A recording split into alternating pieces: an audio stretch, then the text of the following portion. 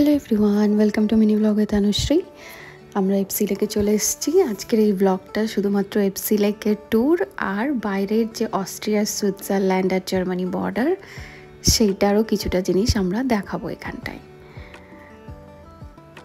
এইটাই lake, but এটা entrance নয়, আর একটু সামনে এগিয়ে যেতে হবে। আর আমি যেই জুতোটা এখানে পরে এসেছিলাম এত টাইট হয়ে গেছিলো, আমাকে আবার এখানটা একটা জুতো কিনতে হয়েছিল। সেই ব্লগটা আর আমার নেওয়া হয়নি। আর এসেই সঙ্গে সঙ্গে ছেলেকে আমি খিচুড়ি আর একটু মাছ ভাজা খাইয়ে দিয়েছিলাম। আর এই যে এটা হচ্ছে লেকের সামনেটা, পুরো পরিষ্কার জল, নীল আর সবুজের একটা কালার জলটা, আর চারিদিকটাই পাহাড়ে ঘেরা। আর আমার ছেলে এখানটায় প্রচণ্ড হ্যাপি ছিল। ও একটু দূর থেকে এই ছোট ছোট নুড়ি পাথরগুলো জলের মধ্যে ফেলছিল।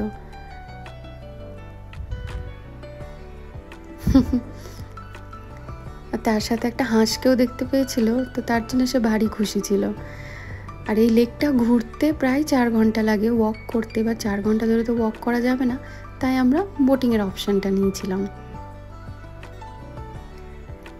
এই যে এখানে এই 9 নম্বর লেখা যেটা ইয়েলো কালারের, এইটাতে আমরা এবার যাব।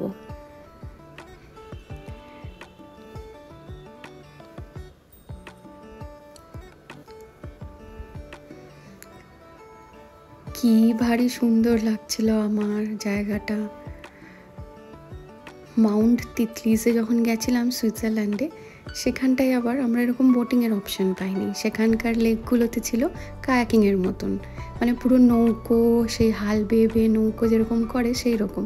সেই ভিডিওগুলোও দেওয়া রয়েছে আমার ব্লগে, কিন্তু এখানটায় আবার এই বোটিংয়ের অপশানটা রয়েছে, যেটা খুবই ভালো। আর এই যেটা জুগস্প্রিত পেছন দিকে, এখনও স্নো রয়েছে একটু একটু, দেখুন দেখা যাচ্ছে এখান থেকে। আর যে কোনো ইউরোপিয়ান সেনজেন কান্ট্রিজের জল হচ্ছে ড্রিঙ্কেবল।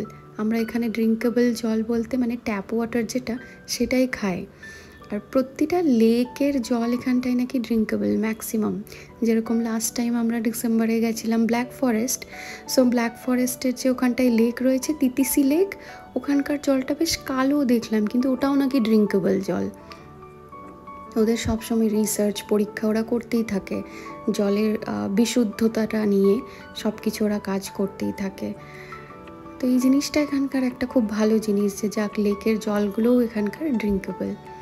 আর ওই যে দেখা যাচ্ছে একটু একটু লাল কালারের, সেটা হচ্ছে কেবল কারের রাস্তা জুগস্প্রিতে যাওয়ার জন্যে।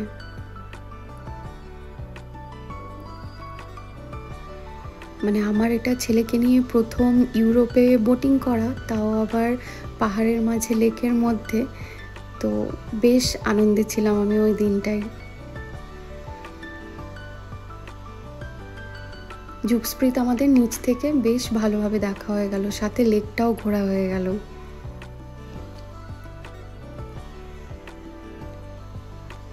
এবার আমরা ফিরে যাচ্ছি আস্তে আস্তে। আমাদের আধা ঘন্টার জন্য আমরা টিকিট কেটেছিলাম। এই পুরো ফ্যামিলির জন্য ওরা 19 ইউরো মতো চার্জ করেছিল।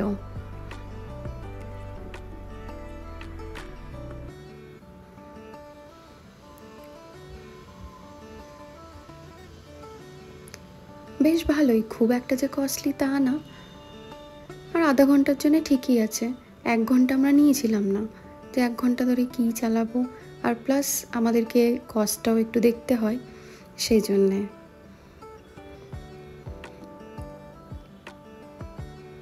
দেখেই মনে হচ্ছে ওপরে কত ঠান্ডা হবে, দেখুন পুরো মেঘের সাথে মিশে গেছে চূড়াগুলো।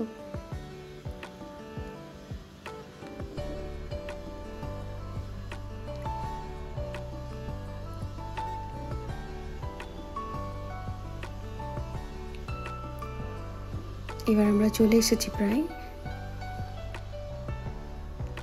গিয়ে উপরে উঠেই জাস্ট 2 মিনিটও হয়নি আর বৃষ্টি চলে এসেছিল। দেখুন কি ঝমঝম করে বৃষ্টি। যারা নিচে ছিল, যারা কাছে ছিল তারা কোনো রকম পালিয়ে এসেছিলো, আর যারা দূরে ছিল তাদের কোনো অপশান নেই, তারা ওখানেই ছিল। আর এই ঠান্ডার মধ্যে, বৃষ্টির মধ্যে আমি আবার রাসবেরির একটা আইসক্রিমও খেয়ে ফেলেছিলাম। আমাদের ঘোরা হয়ে গেছে, এবার আমরা ফিরছি। তো ফেরার আগে আমরা ভাবলাম আর একটু পেছন দিকে যাওয়া যাক, মানে একদম অস্ট্রিয়ার কাছে, তারপরে আবার আমরা ব্যাক করব।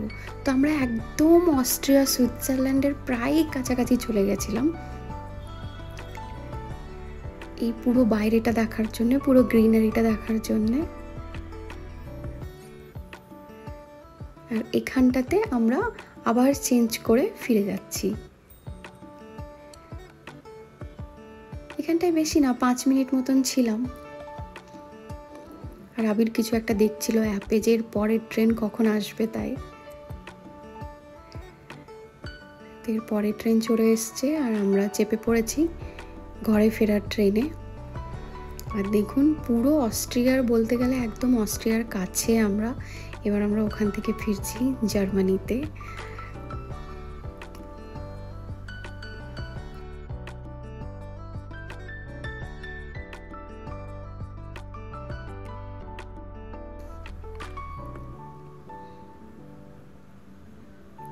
ভীষণ সুন্দর ছিল ফেরার পথের রাস্তাটা।